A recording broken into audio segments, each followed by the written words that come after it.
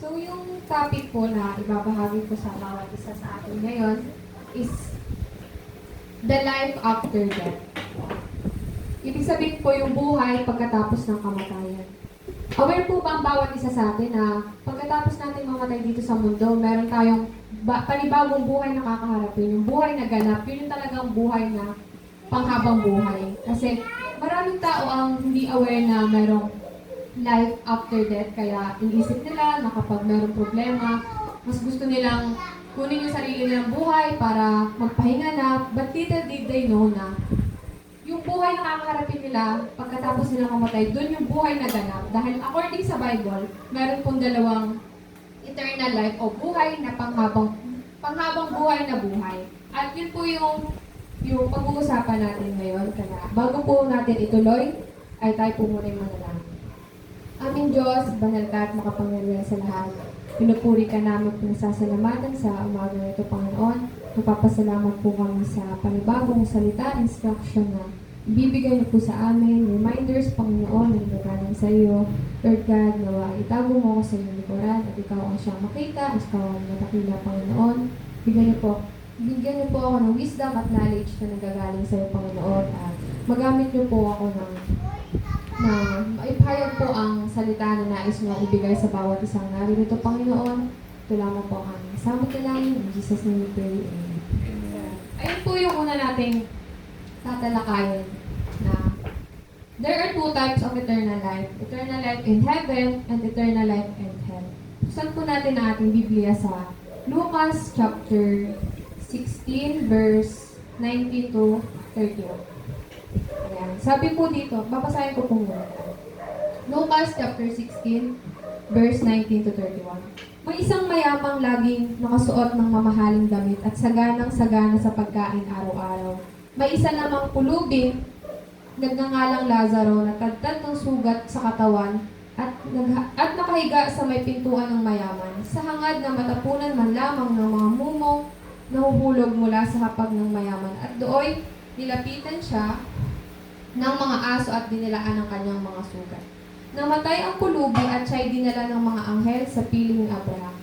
Namatay rin ang mayaman at inilibing sa gitna ng kanyang pagdurusa sa daigdig ng mga patay. Natanaw ng mayaman si Lazaro sa piling ni Abraham, kaya't sumigaw siya, "Amang Abraham, maawa po kayo sa akin. Utusan po ninyo si Lazaro na isawsaw sa tubig ang dulo ng kanyang daliri at basain ang aking dila." Ngunit sumagot si Abraham, "Anak, alalahanin mo, nagpasasa ka sa buhay noong ikaw ay nasa lupa at si Lazaro naman ay nagtiis ng kahirapan. Subalit ngayon ay inaaliw siya rito samantalang ikaw naman ay nagdurusa riyan. Bukod dito, may malaking bangin sa pagitan natin kaya ang mga naririto ay hindi makakapunta dyan at ang mga naririyan ay hindi makakapunta dyan." So, hanggang din natin. So, yung una nga po is there are two types of eternal life. Eternal life in heaven and eternal life in hell. So, mapapansin po natin dito na yung mayaman at si Lazaro. Si Lazaro po yung tagtad ng sugat na naghihintay na nga lang naghihintay na lang po siya ng matapunan na kahit mumulamang kasi pulubi nga po siya. Pero yung mayaman, sabi dito na nagpakasasa siya sa buhay niya. At makikita po natin dito, mapapansin natin na lahat tayo ay pantay-pantay po sa paningin ng Diyos. Pantay-pantay po tayong hahatulan kahit ikaw pang pinakamayaman sa mundo, kahit ikaw pa ang presidente, kung wala kang Diyos sa puso mo, wala din ang lahat. Kasi ang buhay natin dito hindi lang naman para magpayaman. Kasi di ba, we are made to worship. Ginawa tayo para purihin ang ating Diyos. Kahit ikaw simple lang ang buhay mo, pero may Diyos ka sa puso mo, panalong-panalo ka na. Kasi ang Diyos ang magkukomplete sa buhay natin. At sabi dito sa John chapter 11, verse 25 to 26, sinabi sa kanya ni Jesus, "Ako ang nagbibigay buhay at muling pagkabuhay. Ang sino mang sumasampalataya sa akin, kahit mamatay ay muling mabubuhay. At sino mang nabubuhay at sumasampalataya sa akin, hindi mamamatay kailanman." Naniniwala ka ba sa sinasabi ko? So sabi po dito na, ang sino mang sumasampalataya sa akin, kahit mamatay ay muling mabubuhay.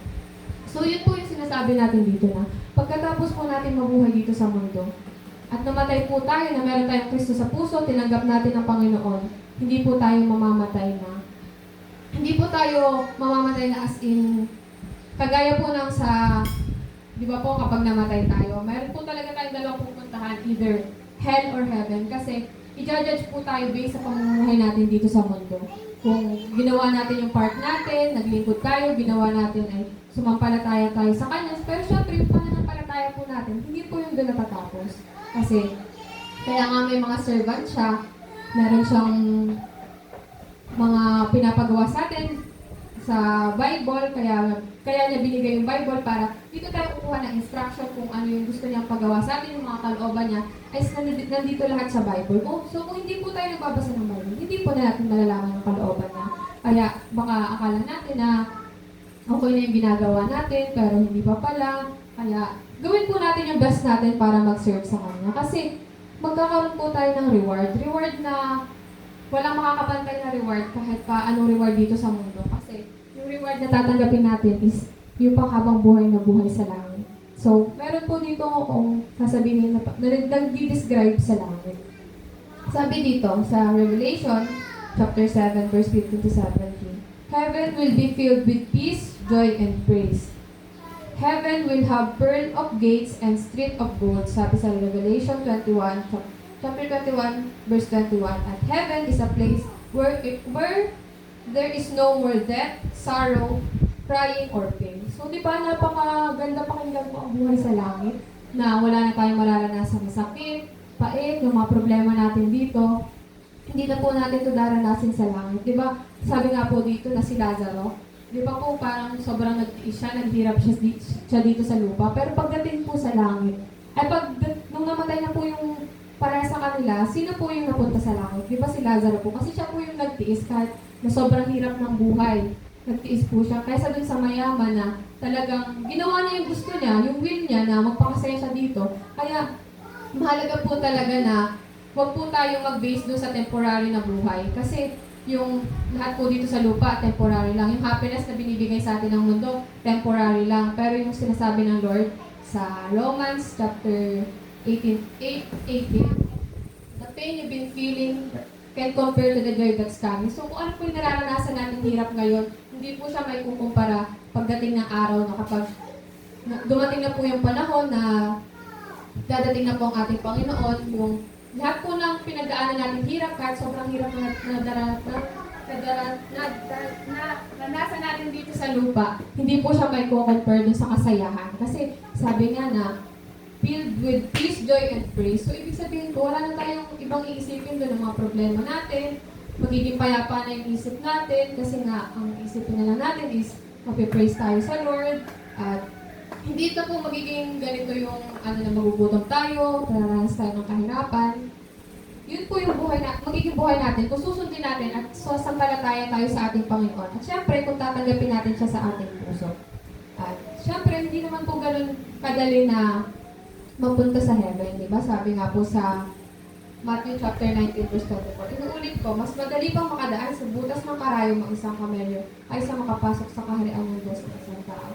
So, ibig sabihin po, hindi po talaga ganun kadali na akala natin pag nagpakabait tayo or ginawa natin lahat ng kabaitan dito sa mundo, pwede na tayong qualified na tayo na makapasok sa heaven. Yes, isa po yun sa mga step na kailangan talaga nating maging humble. Sabi nga po na magkaroon tayo ng humility sa sarili natin bilang tayo ay follower ni Christ, di ba? Kung ano po yung katangian ng ating Panginoon, kailangan din po nasusunod sa buhay natin. At syempre po, sabi dito sa Mateo chapter 7, verse 21, hindi lahat ng tumatawag sa akin, Panginoon, Panginoon, ay makakapasok sa kaharian ng langit, kundi ang mga tao sumusunod sa kalooban ng aking Ama na nasa langit. So, nababasa ko po sa Facebook na parang ito daw po yung scariest Bible verse kasi akala daw po ng iba na sila ay makakapasok na sa langit dahil tumatawag sila sa Panginoon na parang ginagawa naman po nila yung part nila pero bakit pagdating sa langit sinabi ng Panginoon na hindi ko kayo nakikilala, yun ang sabi ng Panginoon. So, kailangan po talaga sabi dito na sumusunod sa kalooban ng aking Ama na nasa langit. Kaya mahalaga po na sumusunod tayo sa kalooban ng ating Ama. Hindi lamang po sa sarili nating kalooban dahil sabi nga po na meron tayong freedom of will pero hindi ibig sabihin na dapat na sundin natin yung sarili natin kasi nga bagong nilalang na tayo, di ba sabi nga po kanina na sapagkat If a man being in Christ, he is a new creation. Wala na ang dati ng pagkatao, siya ay bago na. So kung dati po, na hindi pa tayo nakakilala sa ating Panginoon, ginagawa natin yung gusto natin, napapakasaya tayo, pero pag nakilala po natin ang ating Panginoon, syempre mababago na po tayo. Hindi na po yung will natin palagi every time na gagawa tayo ng decision. Hindi po yung sarili na lang natin yung uunahin natin na, ay gusto ko to, ito na yung gagawin ko. So kailangan mag-base din po tayo sa will ng Lord. Kung will ba to ni Lord, hindi po yung basta-basta nag-decision kasi mahirap po yun kasi naranasan ko rin po yun nung grade 10 na po ako na yung decision ko, nag-transfer po ako ng school. Siyempre, kasi sa barkada parang peer pressure po na na-influensyahan lang po ako na doon po sa Mambulo para medyo makakagala-gala kasi ang tagal rin po dito sa Abra. Pero pagdating po doon, siyempre, yun, sobrang na-homesick po ako na parang araw-araw umuwi po ako, nagbabas po ako, ang aga ko po gumigising kasi 6 a.m. ako mag-aabang ng bus, tapos sa gabi po, pagod na, parang wala na akong magagawa sa bahay. Kasi nag-uuwi na po, ayoko na pong mag-boarding doon. At yun po yung mahalaga, na hindi po muna po inisip kung ano po bang maapektuhan nun, kung ano lang talaga yung kasalukuyan na nararamdaman ko, kung para magiging masaya ako doon, yun lang po yung sinunod ko. Pero, sa tingin ko po is will din ni Lord kasi nung time po na yun, hindi pa po ako active sa church. Pero araw-araw po ako nagde-devotion nun. Pero sabi nga po nila, di ba, na mahalaga talaga na pumupunta tayo dito sa church kasi ito talaga yung sinabi ng Panginoon na huwag kaligtaan ang mga ganitong uri ng pagtitipon. So, nung nararanasan ko po na parang homesick na ako, hindi ko po alam na parang gusto kong, bigla po ako nag-chat kay pastor na gusto ko pong mag-practice ng instrument. Kaya lagi po ako nandun sa church. Tapos, parang nagiging on fire na po ako kay Lord na gusto ko na po laging mag-search sa Kanya. Kasi nga po yung, parang, di ba sabi nga din po sa salita niya, yung mga taong broken-hearted ay malalapit kay Christ. Kaya sabi nila na mas mabuti pang ang isang tao ay broken-hearted kaysa sa masaya na napapalayo siya sa Panginoon dahil ang tao na nakakaranas ng mga paghihirap kasi lalapit tayo sa Panginoon dahil hindi naman natin kaya. So, ayun po. At dito naman po, dinidescribe yung hell. Sabi dito na ang impyerno, hell is a prison of everlasting chains from which there is no hope of release. So, ibig sabihin po, kapag napunta ang isang tao sa impyerno, wala na po siyang takas, hindi na po siya makakaalis doon. Kasi sabi nga po, ang salvation nandito sa lupa. Hindi po pwede pag nandun na tayo sa impyerno, naranasan na natin yung hirap, naranasan na po natin yung kung gaano kainit doon, dahil sabi nga po na, dinedescribe ang impyerno bilang dagat-dagatang apoy. Hindi na po tayo pwede humingi sa Panginoon na, Lord, iligtas niyo po ako. Hindi na po yun pakikinggan ng Lord. Kasi dito pa lang po sa lupa, kaya nga po maraming mga nagpipreach, maraming nag-share ng gospel, is para tanggapin na natin ang ating Panginoon. Para, hindi, di ba sabi nga po na, sa mundo na ang pagsisisi nasa huli. Pero sa ating mga Kristiyano, dapat po, ang pagsisisi nasa una pa lang. Kasi pag sa huli po tayo nagsisi, wala na pong saysay yun. Kahit pa lagi-lagi tayo magsisi doon, na sumigaw tayo na nagsisisi na tayo. Wala po yung saysay. Kaya ngayon pa lamang po, kapag nakagawa tayo ng kasalanan, humingi na po agad tayo ng patawad sa ating Panginoon. Kasi ang Lord naman po, mahabag din siya. Pero hindi po ibig sabihin na uulit-ulitin natin yung kasalanan na yun kasi sasabihin natin, ay, napapatawad naman ng Lord. What if hindi, nakagawa po tayo ng kasalanan pero hindi agad tayo humingi sa Kanya ng tawad at mamatay tayo? Siyempre, parang questionable po yun kasi sabi nga na kapag nakagawa ka ng kasalanan, sinasadya mo man yun o hindi, kailangan hingi mo sa Kanya yung tawad. Kailangan i-confess talaga natin sa Kanya ang ating mga kasalanan. At yung pangalawa naman po dito is, be wise on where to spend your life. Sabi nga dito sa Lucas chapter 16 verse 25, ngunit sumagot si Abraham, anak, alalahanin mong nagpasasa ka sa buhay noong ikaw ay nasa lupa. At si Lazaro naman ay nagtiis ng kahirapan, subalit ngayon ay inaaliw siya rito samantalang ikaw na may nagdurusa rito. So, ibig sabihin po, na, yun nga po sinabi ko na binigyan tayo ng Panginoon ng kalayaan pumili ng kagustuhan natin, pero pinapaalala din po sa atin ng Panginoon na piliin natin yung tama, maging wise tayo. Kasi kapag hindi po tayo naging wise, sa sarili rin po natin yung makaka-apekto, di ba po? Yung sa salvation natin, kung pipiliin natin na magsaya tayo dito sa lupa habang nabubuhay tayo, ano naman po mangyayari sa pangalawang buhay natin. Yun po talaga yung buhay na ganap, kaya mas piliin na po natin yung maghirap tayo, magtiis tayo. Pero hindi naman po ibig sabihin, di ba, na pag nagsaserve tayo kay Lord, laging hirap yung nararanasan natin. Kasi inaaliw tayo ng ating Panginoon, binibigyan na tayo ng peace, ng joy, di ba? Ng blessings. Hindi naman po ibig sabihin na binigyan tayo ng pagsubok para pahirapan na lang tayo ng pahirapan dito sa lupa. Binigyan na po tayo ng reward ng Panginoon, di ba? Pinaranas na sa atin ng buhay, kung paano tayo mahalin, kung paano tayo maging mahalaga sa ating Panginoon. At sabi po dito sa Mateo chapter 7 verse 13 to 14, pumasok kayo sa makipot na pintuan, sapagkat maluwang ang pintuan at malapad ang daang papunta sa kapahamakan. At ito ang dinaraanan ng marami. Ngunit makipot ang pintuan at makitid ang daang papunta sa buhay at kakaunti lang nagdaraan doon.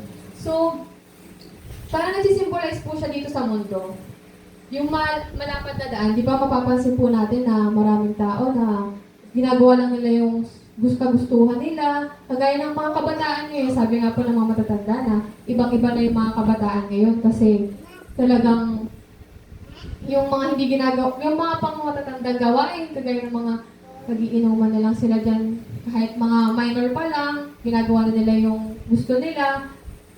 Pero hindi nila alam na hindi dapat yung gawin kasi syempre, sabi nga dito na pumasok, ngunit makipot ang pintuan at makitid ang dapat punta sa buhay at kakaunti lang ang daraan din. So yung makitid po na pintuan, yun po yung kapag sumunod tayo sa Lord. Marami pong tao ang mas pinipili na hindi magsimba over dun sa magsimba kasi akala nila na magsisimba lang dito, na walang nangyayari, mas gusto nilang magpakasaya, di ba? Yun nga po na sinasabi ni example din, halimbawa na lamang yung pag may mga swimming, kapag Sunday, nasabay siya sa Sunday. So, mas pipiliin po ng mga hindi pa masyadong nakakaintindi ng salita ng Lord na mag-swimming na lang muna. Kasi syempre, masaya doon. Parang isipin nila, nakakaboring sa church, nakakaboring makinig ng salita ng Lord. Pero yun po, makukonsider po natin siya na dun sa pintuang makipot at pintuang malapad. So, dun po sa pintuang makipot, syempre mahirap po dumaan dun. Pero, sabi po ng Lord dito na, kung iiwan natin, halimbawa po na may pintuang makipot at may pintuang malapad. Tapos may mga dala-dala po tayong bag, luggage, marami po dala tayong luggage. Tapos yung mga luggage at mga bag po na yun nagsisimbolize sa pride, kasalanan, basta lahat po ng mga kaugalian na hindi dapat sa isang Kristiyano is dala-dala natin. So, hindi po talaga tayo makakapasok doon sa pintuang makipot. Yung pintuang makipot na yun is yung buhay, daan daw patungong buhay. So, yun po yung papuntang heaven. Makakonsider po natin siya as papuntang heaven. So, mahirap po talaga pag may dala tayo. Pero kapag iniwan po natin yung dala natin, lahat po yung iniwan natin, sarili lang yung dadalhin natin, makakapasok po tayo dun sa pintuang makipot na yun. Pero, kaya po yung marami na dun sa malapad sila dumadaan kasi dala-dala pa rin po nila yung mga ugali na hindi dapat sa bilang isang anak ng Diyos. Kaya, marami po ang dumadaan dun kasi ayaw nilang iwanan yung sarili nila. Ayaw nilang iwanan yung dati nilang pagkatao. Kaya, sabi nga po na, kailangan talaga na kung pipiliin natin na mag-serve tayo kay Lord, iwanan natin ang lahat. Iwanan natin yung mga hindi dapat nating ugaliin, hindi dapat nating makasama. Yung mga tao po, mahalaga din po yan. Sabi din po sa Bible na piliin natin yung mga taong nakakasama natin. Kasi makaka-apekto din po yun sa faith natin. Kasi di ba yung kamatis po ba? Or tomato? Tomato, kapag sinama po yung bulok dun sa white fresh, pag nagtagal po, magiging bulok na rin po yun, di ba? So, ganoon din po tayong mga Kristiyano. Kung hindi po tayo wise, at kung magpapa-influensya po tayo sa mga unbeliever, magiging ganoon na din po tayo. Kaya, mas okay po na tayo yung mag-influence sa kanya. Hindi na po ibig sabihin na lalayuan natin sila. Paano pa po tayo makakapag-share ng gospel? Ayun po. At sabi po dito sa mga taga-Roma, chapter 12, verse 2, huwag kayong makiayon sa takbo ng mundong ito.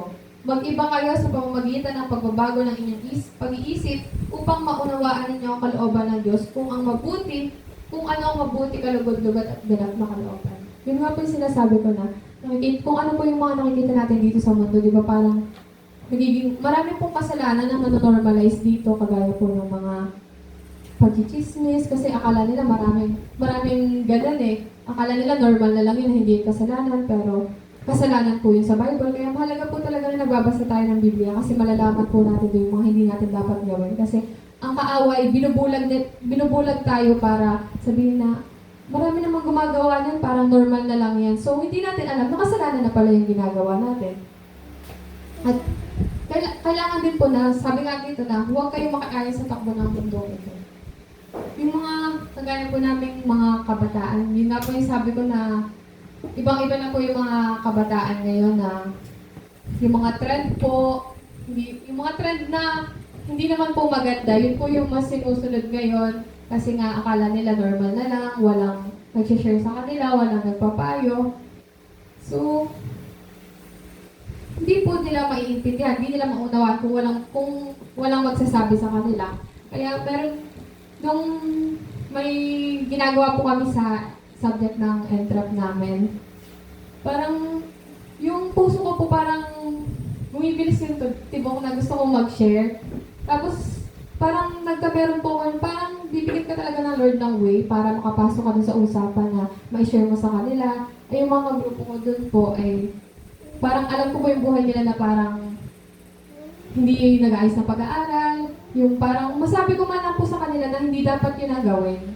Kahit yun lang po yung word na masabi sa kanila na ganito dapat ang gagawin. Hindi lang po kasi dapat sinasabi natin na mahal ka ng Diyos, ganyan, puro mahal-mahal ang sinasabi natin. Totoo naman po na mahal tayo ng Diyos, pero baka isipin po kasi nila na ma-misunderstood nila na mahal naman ako ng Diyos, kahit mahal naman ako ng Diyos, pwede ko naman gawin yung sarili ko.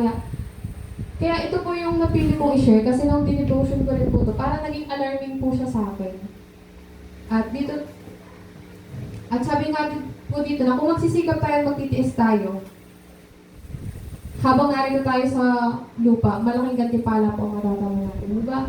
Yun nga po yung sinasabi sa atin na lagi tayong magtiis. Kahit din sa mga problemang nararanasan natin. Dahil ang tayo pong mga Kristiyano, hindi naman po tayo exempted. Kahit nga po yung mga tao sa mundo, hindi rin po sila exempted sa mga pagsubok. Kasi nandyan talaga yung pagsubok, sabi, para patatagin tayo, para patatagin yung pananampalatayang meron tayo. Kasi mas may mga pagsubok pang darating sa atin. Kung hindi natin malalampasan yung pagsubok na yun, how much more yung pagsubok na malaki na dadating sa atin.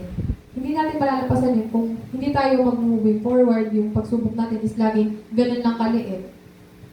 At dito lang po tayo sa pangatlo. Sa panglas, spread the gospel. Sabi dito sa Lucas chapter 16 verse 27 to 30. Ngunit sinabi ng mayaman, kung gayon po amang Abraham, ipinapakiusap kong papuntahin na lamang ninyo si Lazaro sa bahay ng aking ama, sa aking 5 kapatid na lalaki. Suguin po ninyo siya upang sila'y bigyang babala at nang hindi sila humantong sa dakong ito ng pagdurusa. Ngunit sinabi sa kanya ni Abraham, nasa kanila ang mga kasulatan ni Moises at ng mga propeta. Iyon ang kanilang pakinggan. Sumagot ang mayaman, hindi po sapat ang mga iyon. Ngunit kung magpapakita sa kanila ang isang patay na muling nabubuhay, magsisisi sila at tatalikuran ng kanilang mga kasalanan. Sinabi naman sa kanya ni Abraham, kung ayaw nilang pakinggan ang mga sinulat ni Moises at ng mga propeta, hindi rin nila paniniwalaan kahit ang isang patay na muling nabubuhay. So, mahalaga po talaga na mag-share tayo ng gospel, di ba po? Naranasan nung mayaman, yung kung gaano kahirap yung buhay doon kasi nagpakasarap siya. Kaya nakiusap siya kay Abraham na kung pwedeng ibalik si Lazaro sa buhay, na muli siyang mabuhay para sabihan yung pamilya niya na ganito kahirap dito, na parang gusto niya pong ipahatid na huwag niyo akong gayahin na yung buhay ko, ginawa ko yung gusto ko dito sa lupa, kaya ako ngayon, naghihirap dito sa apoy. Kaya gusto niyang iparating sa mga pamilya niya na gawin nilang ang kalooban ng Panginoon. Kasi napakahirap po talaga na ito din po yung parang ginagamit ko rin pong example dun sa nung nag-share din po ako sa friend ko nung isang linggo lang po na yung nag-youth camp po kami na parang sinabi po doon na animation po doon na yung isang friend niya namatay po, tapos hindi niya na-share ng gospel, tapos nung namatay po yung friend niya, parang sinisi niya po yung kaibigan niya na sinabi niya na, alam mo pa, kilala mo pala si Jesus, bakit hindi mo siya sinabi sa akin, bakit hindi mo kunento sa akin. So, doon lang po nila malalaman yung hirap ng buhay yung hirap ng buhay sa impyerno kapag nandun na po sila. Kasi, yun nga po, na sinabi ko po na spread the gospel, kailangan po, di ba sabi po na kailangan sa pamilya muna natin. Unahin po muna natin yung pamilya natin na share natin ang gospel. At pangalawa po yung mga friends natin. Pangatlo po yung mga relatives na po, yung mga nakikilala na po natin dito na hindi naman natin kaano-ano kasi mahirap po talaga ang buhay na kailangan talagang sabihin. Kaya di ba sinabi po sa Bible na malapit nang dumating ang Lord, pero bakit sinasabi po na wala pa rin ang Lord, maraming tao nagsasabi na ang tagal nang sinabi sa Bible yan, kasi nga po, marami pa po hindi na-save. Ayaw naman po ng Panginoon na kakaunti lamang ang masasave, na kakaunti lamang ang makakaranas ng sinasabi nga po sa heaven na makakapunta sa langit. Kaya, kung gusto po natin dumating na ang Panginoon, kung gusto po natin, di ba sabi po sa kanta ni Tita na, "Come Jesus, come, we've been waiting for so long." So, ang tagal na po natin naghihintay, o marami pong tao ang matagal na naghihintay. Pero, kung maghihintay lang po tayo, ang gagawin na po natin is maghihintay, talagang matatagalan po. Pero kung lahat po tayo na nalaman na po natin na kailangan natin mag-share ng gospel para marami ang makatanggap, para marami ang masave kasama natin, kailangan po natin mag-share ng gospel para makatulong po tayo na talagang dumating ng ating Panginoon para matapos na po yung mga paghihirap natin. Yun lamang po. So, ulitin ko lang po yung pinaka-points. Una po ay, there are two types of eternal life in heaven and eternal life in hell. So, nabanggit ko naman na po kanina kung ano yung buhay doon. At yung pangalawa po na kailangan natin gawin, be wise on where to spend your life. Hindi po porket binigyan tayo ng Panginoon ng kalayaan na piliin yung gusto natin, pipiliin na po natin yung gusto natin, na mali naman po. At yung pangatlo po is spread the gospel. So, yun lamang po. Yun, napakadami sila.